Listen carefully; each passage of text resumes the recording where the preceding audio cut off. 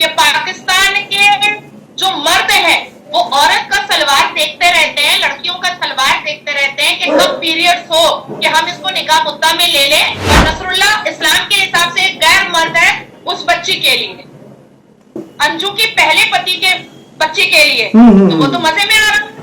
दोनों माँ बेटियों को बीवी बना करके रखा है। में मुसलमान मर्द 9 साल की बच्ची को नहीं छोड़ते हैं, निकाह मुद्दा कर लेते हैं। 56 साल का 50 साल का मर्द निकाह मुद्दा करता है। तो अंजू और अंजू की बेटी दोनों नसरुल्लाह की बीवी बन सकती है इस्लाम के हिसाब से। वंदे मातरम, भारत माता की जय। अंजू आई है और ISI की ट्रेनिंग लेकर के आई है। गई थी अंजू जीन्स और टॉप में चहचहाती हुई, वीडियो बनाती हुई, टिकटॉक करती हुई, पर आई है हिजाब में, बिना कोरोना वायरस के मुंह पे मास्क लगाए और बोरखे में ढकी हुई, खुद के मुंह को छुपाती हुई, मीडिया की नजरों से बचते हुए और किसी को भी किसी भी सवाल का जवाब ना देने की एक जिद पकड़कर। ठीक है, आप बार बार कह रही थी कि आप अपने दोस्त से मिलने के लिए गई हैं, फिर आपने अपना धर्म परिवर्तन कर लिया। ठीक है, इट्स ऑल राइट।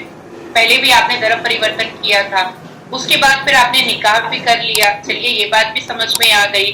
उसके बाद फिर आपने पाकिस्तानी मर्दों के साथ बैठ करके आपने दावत पार्टियां भी कर ली, ये बात भी समझ में आ गई। उसके बाद फिर आपने शूटिंग वूटिंग भी कर लिया पहाड़ों और फिर फिजाओं का मजा लेते हुए, ये बात भी समझ में आ गई। फिर आपने नसरुल्लाह की बहुत तारीफ भी कर दी और वहां के पाकिस्तानी मर्दों की भी बहुत तारीफ कर दी, ये भी बात समझ में आ गई। पठान और शाहरुख खान कैसे एहतराम करते हैं और मेहमान नवाजी करते हैं, ये भी बात समझ में आ गई। अब बात यहाँ पर ये पैदा होती है कि आपने इतने तोहफे तोहाइफ और इतनी खूबसूरत जिंदगी जब आपको पाकिस्तान में मिल रही थी और आपको 5 महीना जब बच्चे याद ही नहीं आए, तो फिर वापस आने की जरूरत क्या थी? या प्यार का भूत उतर गया, या सरदारों ने कहा वहां पर, ISI के सरदारों ने कि अब तो जाना पड़ेगा बेटा और वहां जाकर के आतंक तो मचाना पड़ेगा। तो क्या वजह थी वो कि वापस आई? देखिए, मैं खुद एक मां हूं, मैंने आज तक मनोज भैया किसी से ये बात शेयर नहीं किया है, आपसे मैं पहली बार शेयर कर रही हूँ इन फ्रंट ऑफ कैमरा कि मेरी उम्र 20 साल भी नहीं हुई थी कि मैं बेवा हुई, विधवा हुई, और उसके बाद मैंने एक बच्चे को जन्म दिया।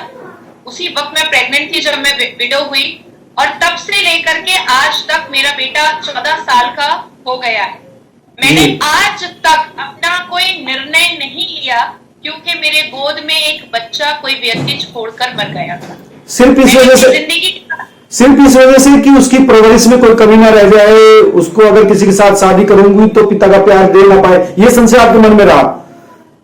ये हमेशा मेरे मन में ये शक रहा। और क्योंकि मेरी मुस्लिम कम्युनिटी हमेशा ऑर्थोडॉक्स रही है, हमेशा कंजर्वेटिव माइंड रही है, ये भी एक था। और साथ साथ सबसे बड़ा डर मेरे दिल में ये था कि पिता का प्यार जो मेरे बेटे को मिलना था अपने पिता से, वो कोई भी नहीं दे सकता है।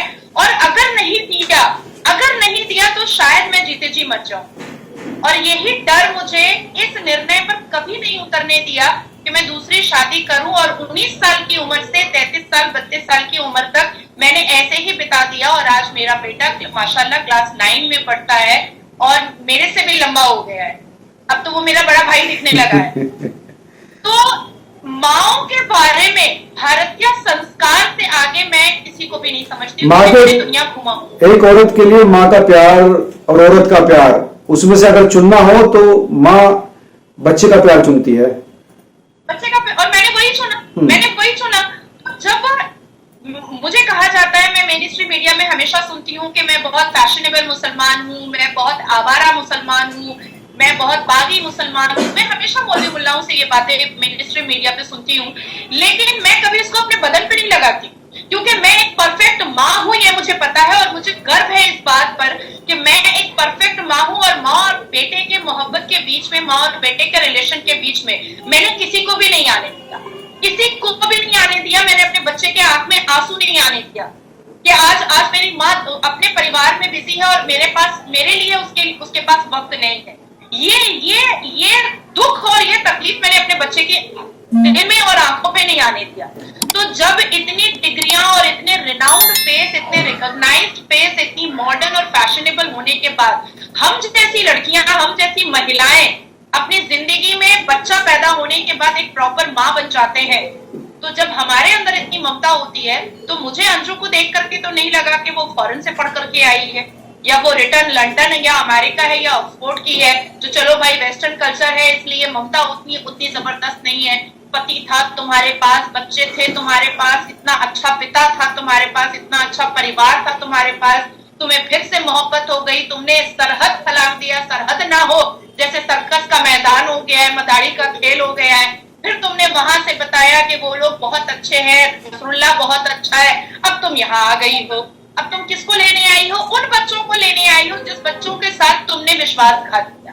उन बच्चों को लेने के लिए विक्टिम कार्ड खेल रही हो जिस बच्चे को तुमने सरहद पार करने से पहले एक बार सोचा भी नहीं कि मेरे बच्चे तड़पेंगे। और ये मुझे भी पता है, मैं भी एक लड़की हूँ, और आपको भी पता होगा मनोज जी कि जब बच्चे टीन एज में आते हैं तो सबसे ज्यादा उसको माँ की जरूरत होती है, और उसकी बेटी 15 साल की, बड़ी बेटी है, 15 साल की बड़ी बेटी 15 साल की है। और ऐसे सिचुएशन पर एक बेटी को माँ की सबसे ज्यादा जरूरत होती है, सबसे ज्यादा। चाहे आप साइंटिफिक तौर से लीजिए, चाहे आप मेंटल तरीके से लीजिए, चाहे आप फिजिकल तरीके से लीजिए, तो बहुत सी ऐसी चीजें बच्चों में, लड़कियों में डेवलप होती है जो माँ ही सॉल्व कर सकती है, इसके अलावा पिता नहीं सॉल्व कर सकता है। फिजियोलॉजिकल चेंज आते हैं बच्चों में, मेंटली चेंज आते हैं, हाँ, पूरे हार्मोन चेंज होते हैं टीनेज में। वैसे सिचुएशन पर आपने अपनी मोहब्बत को पहली तरजीह दी, आपने अपनी मोहब्बत को फर्स्ट प्रायोरिटी दी, और आप चले गए। अब ये जो बच्चे का विक्टिम कार्ड खेलने का जो ये चोचला दिखा रही है, ये मैं नहीं मानूंगी, ये बिल्कुल मैं नहीं मानूंगी। अब आती है बात की भारत आ गई है तो मुंह क्यों छुपा रही है, क्यों आप लोगों का जवाब नहीं दे रही है, क्यों मीडिया के सामने नहीं आ रही है, और क्यों पुलिस स्टेशन नहीं जा रही है, क्यों कोर्ट नहीं जा रही है, क्यों नियरेस्ट पुलिस स्टेशन थाना नहीं जा रही है कि मुझे मेरे बच्चे चाहिए भाई। इसलिए नहीं जा रही हैं क्योंकि IPC section 494 chapter 20 of IPC ये बताता है कि ऑफेंस रिलेटेड टू मैरिज, उन्होंने सबसे पहला पाप तो ये किया है कि उन्होंने अपने पति को विश्वासघात भी किया है, और संवैधानिक तरीके से उन्होंने क्राइम भी किया है जिसके द्वारा वो 7 साल के लिए जेल के अंदर जा सकती है। इसके अलावा आईपीसी सेक्शन 3, उन्होंने 2 देशों को ये प्यार मोहब्बत और शादी के जाल में फंसाया है, तो उसमें भी वो भारत के संविधान के हिसाब से IPC Indian penal code section 3 के हिसाब से वो 3 साल के लिए यहाँ पर भी जेल जा सकती है।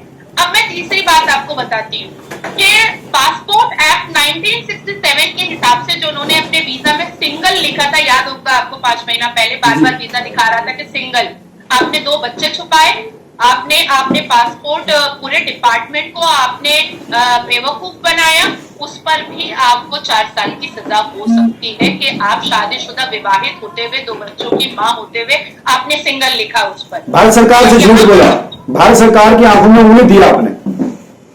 हाँ, तो ये जो धूल मारा है तो बहुत सारे हो रहे हैं। अब इसके बाद फिर चीटिंग के सेक्शन आ रहे हैं उसके ऊपर, इसके बाद फिर देश की सुरक्षा का यहाँ पर बहुत बड़ा संगीन मामला उसके ऊपर आ रहा है। उसके बाद फिर उसके ऊपर ये भी चीजें आ रही हैं कि आपने वीडियोग्राफी, साइबर क्राइम को आपने इन्वॉल्व किया है, आपने साइबर क्राइम किया है, आपने पाकिस्तान की तारीफ की है और आपने भारत को नीचा दिखाया है, ये भी उनके ऊपर आ रहा है। उसके बाद वो बार बार कह रही हैं कि उनके पीठ पीछे, अंजू के पीठ पीछे उनके पति ने ये बहुत सारी झूठी बात अंजू के बारे में बताई है जिसको वो क्लियर करना चाहती है, तो कर ले प्रेस कॉन्फ्रेंस, करेक्ट क्लियर। दूसरा झूठ उन्होंने कहा है कि मैंने मैक्स सूट फाइल किया था डिवोर्स का और मैंने सम्मन भी भेजा था। तो चलिए, आपका पति, भारत का पति नहीं दिखा पा रहा है तो आप भी दिखा दीजिए ना जो सम्मन आपने भेजा था। आप रहती राजस्थान में थी, आप दिल्ली से सम्मन क्यों भेजेंगे? और मैक्स सूट लोअर कोर्ट में होता है, हाई कोर्ट में नहीं होता है जो आपको दिल्ली जाना पड़ेगा। तो ये सारे झूठ झाट जो अंजू कर रही है, वो देखिए पाकिस्तान से होकर आई है जो कब्रिस्तान में कन्वर्ट होने वाला है, तो वहां की पाकिस्तानी तो यहाँ पर हम लोगों को भी सोच रही है कि बेवकूफ बना लेगी, तो यहाँ पर हम लोगों को बेवकूफ बनाना एकदम इम्पॉसिबल है, इम्पॉसिबल है। दूसरी चीज मैं आपको बता रही हूँ कि देखिए अंजू के पति के यहाँ पति परमेश्वर के जो बच्चे हैं वो जो पाकिस्तान लेकर जाने की बात कर रही है, क्या पता कि नसरुल्लाह फिर उससे भी निकाह कर ले, क्योंकि हमारे तो इस्लाम में जायज है। हम्म। हमारे तो इस्लाम में इसलिए कोर्ट करके बुला रहे हैं कि उसको लेकर के आओ। और ऐसे भी मुसलमानों को कम एज की लड़कियां ज्यादा पसंद आती हैं। 9 साल की बच्ची पाकिस्तान के मर्दों को पसंद आती है, 11 साल की बच्ची पाकिस्तान के मर्दों को पसंद आती है। मैं थोड़ा सा ब्लंट बोलूंगी कि पाकिस्तान के जो मर्द हैं वो औरत का सलवार देखते रहते हैं, लड़कियों का सलवार देखते रहते हैं कि कब पीरियड्स हो कि हम इसको निकाह मुद्दा में ले लें प्लेजर ऑफ सेक्स के लिए, और या तो फिर हम निकाह में ले लें कि भाई इस्लाम के हिसाब से तो इसका पीरियड स्टार्ट हो गया है तो हम तो निकाह कर ही सकते हैं। तो क्या भरोसा है कि यहाँ, और ऐसे भी आप काफिर हैं, आप तो काफिर हैं भाई, हाँ, वो तो बच्चे हिंदू ही है ना, हिंदू है तो हाँ। बच्चे तो काफिर हैं, ठीक है। तो वो काफिर के साथ या तो सरतन से जुदा करेगा, या तो बलात्कार करेगा, या तो निकाह मुद्दा करेगा। और नसरुल्लाह इस्लाम के हिसाब से एक गैर मर्द है उस बच्ची के लिए, अंजू के पहले पति के बच्चे के लिए। तो वो तो मजे में आ रहा, दोनों माँ बेटियों को बीवी बना करके रखेगा, दोनों के साथ हम बिस्तरगी कर सकता है इस्लाम के हिसाब से। अच्छा, ये तो एक इस धर्म के हिसाब से भी कोई दिक्कत नहीं है उसको, सामाजिक रूप से भी कोई उस पर सवाल नहीं उठा सकता। कौन सा नहीं उठा सकता है। इवन अगर तब अंजू अगर चाहेगी भी कि अगर वो पाकिस्तान के कोर्ट में जाकर के अपनी बेटी को बचाना चाहेगी, तो वहां पर जैसे ही वो कहेगा कि इसकी रगों में, अंजू की बेटी की रगों में किसी गैर मर्द का खून है, तो मेरा तो निकाह जायज है, मेरा तो निकाह जायज है, इसको मैंने थोड़ा पैदा किया है।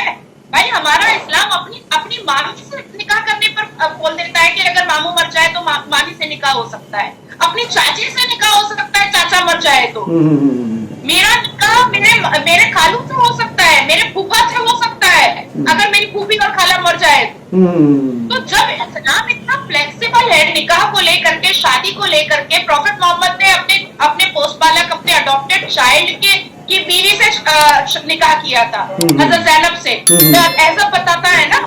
तो अंजू और अंजू की बेटी दोनों नसरुल्लाह की बीवी बन सकती है इस्लाम के हिसाब से। तो ये तो बहुत महत्वपूर्ण मुद्दा आपने उठाया है नाजिया जी। तो उस लड़की की भी जिंदगी और स्वतंत्रता बहुत ज्यादा खतरे में हो जाएगी अगर वो चली गई। और ये बात इस महिला ने 4 महीने में नहीं सोचेगी कि तुम करने क्या जा रही हो, सोची नहीं है या इसके पीछे कुछ और साजिश है। ये भी आप बहुत महत्वपूर्ण बात कह रही है। ये तो पूरा देश को समझना चाहिए और भारत सरकार को समझना चाहिए इस मामले को।